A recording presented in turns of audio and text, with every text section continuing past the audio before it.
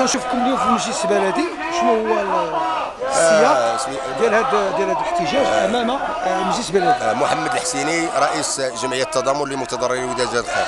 الوقفه ديال اليوم كتجي في السياق ديال واحد المسلسل نضالي بدا منذ السنه الفارطه، ابتداء من شهر 9 ديال العام اللي فات. كتجي هذه الوقفه بطبيعه الحال احتجاج على واحد المجموعه ديال الممارسات ديال المجلس البلدي، وبالاخص الرئيس ديال المجلس وباقي الاعضاء، لانه سميتو كاين ناس حتى هما ايضا داخلين في هذا المشكل. المشكل الاول هو انه بالنسبه كتعطى واحد المجموعه ديال التراخيص، مجموعه ديال الناس اللي شراو اللي تفوتت لهم البقاع ديال الوداديه بشكل غير مشروع. تباعوا بقاع ديال الناس، باعهم الرئيس، فوتهم الاشخاص اخرين، وسميتو هذوك الناس خذوا ترخيص، رغم انه بالنسبه للمالكين الاصليين وضعوا واحد التعرض داخل المجلس البلدي، وسبق ان راسلنا السيد رئيس البلدي عن طريق وسميتو من اجل عدم ترخيص لهؤلاء بالبناء. كذلك بالنسبه بما انه ما كاينش تفتيت ديال سميتو ديال ما يسمى بسميتو بالتيتر او سميتو الملكيه، التيتر ما كاينش تفتيت. اذا سميتو كاين واحد توصيات ديال السيد العامل وكاينه تعليمات ديالو كيقول بانه الا ما كانش تفتيت ديال التيتر ديال الرسم العقاري ما خاصش يكون بناء. ومع ذلك هاد الناس كيتحداو هاد التعليمات ديال السيد العامل وكيستمروا في هذه المساله. كاينه مساله اخرى، هو انه بالنسبه للخبره العقاريه تكشف على انه هناك 120 مليون كيتقاضاها رئيس المجلس البلدي مقابل جوج ديال التصاميم، وهذا رقم بطبيعه الحال. على الخبره، اعطينا بعض النقاط على الخبره. شكون هو الخبير؟ الرقم ديالي اذا كان موجود عندك الان. بالنسبه للخبير تم تعيينه من طرف قاضي التحقيق. الخبير هو خبير معروف في مدينه بني ملال، لا داعي لذكر الاسم ديالو. عينه السيد قاضي التحقيق، والنتائج اسفرت عن ما يلي: 31 مليار ديال المبالغ التي تم ايداعها بالبنك، وتقريبا نفس المبلغ تم سحبه بالكامل.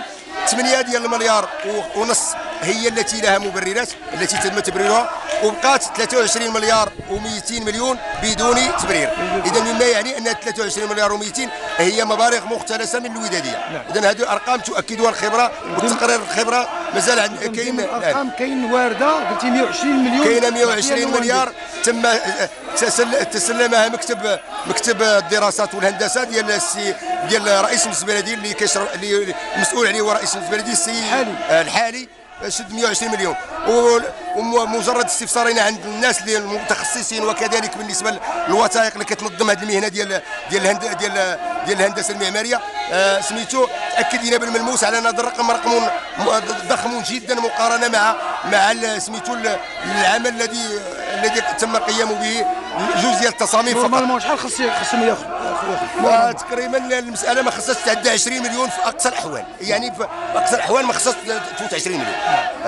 شنو لاحظت؟ لان كاين الوداديه هو المهندس ديالها هو نفس يعني واش هذه ما كاينش مبدا التنافس؟ لا، هناك ما كاين. حنا كنا المفارقه، حنا يمكن يكون رئيس المجلس البلدي سميتو هو المهندس، هذا ليس ما عندناش مشكل معه، فقط خاص يكون الحياد، فقط ما يكونش محاباه، فقط الصفقات يجب ان تعطى سميتو بالمعايير ديالها. يعني خاصو يكون واحد لابيل دوفر، تكون المنافسه الشريفه، ماشي نمشيو نفوتوا صفقه لواحد الشخص لمجرد انه راه بلديه، على اساس انه باش هذا الشخص نيت يعطي يكون منحاز للطرف دون اخر. لانه هنا فين كاين الاشكال. مجموعه ديال الوداديات لست ادري اذا كتختار سميتو هذا المكتب من حقها ان تختاره، ولكن الاشكال هو انه داخل في المكاتب ديال البلديه كاين واحد الانحياز، والدليل على انه هنا كيبين على انه كاين مجموعه ديال الاشياء التي تم طبعا خرقوها. لانه سميتو بالنسبه كاين مشكل في الوداديه، يجب ان توقف الاشغال في انتظار ايجاد حل.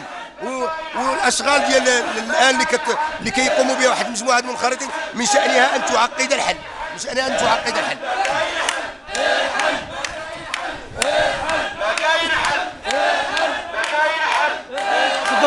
إذا من شأنها أن تعقد الحل.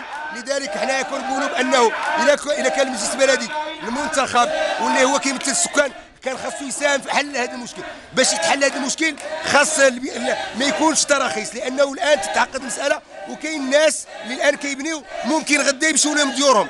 كيمكن غدا الوداديه بعد القضاء غادي يحسن يمكن تباع في المزاد العلني ككل، وبالتالي هذوك الناس اللي كيبنيو الان كيمكن الحقوق ديالهم غادي يكونوا حتى ما غيصبحوا متضررين بالاصابه للمتضررين الاصليين. اذا لا يعقل انه، وكاين ايضا بالنسبه للقانون الاساسي ديال الوداديه تيقول لا توزع البقعه الا بعد التجهيز الكامل. اذا معناه انه لا يعقل انه يكون توزيع مجموعه ديال الناس يستافدوا، المجموعه الاخرى لا تستفيد. كلمه اخيره كلمه اخيره اذا كنشكروا جريده سميتو الموقع الالكتروني او سميتو جريده الخبر الجماعي على فتحها المجال لنا ويسمع صوت ديالنا للراي العام المحلي والوطني. شكرا.